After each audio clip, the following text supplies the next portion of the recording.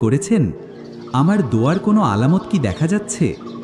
আজকের এই ভিডিওতে আমি আপনাদের বলবো, আস্তাগফিরুল্লাহ পড়ার পর জীবনে যে 3টি লক্ষণ দেখা দিলে বুঝে নেবেন আপনার দোয়া কবুল হওয়ার পথে চলে এসেছে।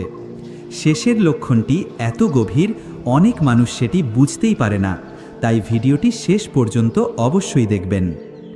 আস্তাগফিরুল্লাহ শুধু একটি জিকির নয়, এই একটি শব্দের মধ্যেই লুকিয়ে আছে গুনাহ মাফ, অভাব দূর হওয়া, রিজিক বৃদ্ধি এবং দোয়া কবুল হওয়ার শক্তিশালী সুসংবাদ।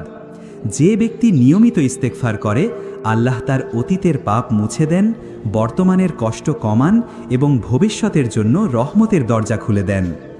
আপনি যদি এমন ইসলামিক ভিডিও নিয়মিত পেতে চান, তাহলে এখনই চ্যানেলটি সাবস্ক্রাইব করে রাখুন, কারণ আপনার একটি সাবস্ক্রাইব কারো হেদায়াতের কারণ হতে পারে।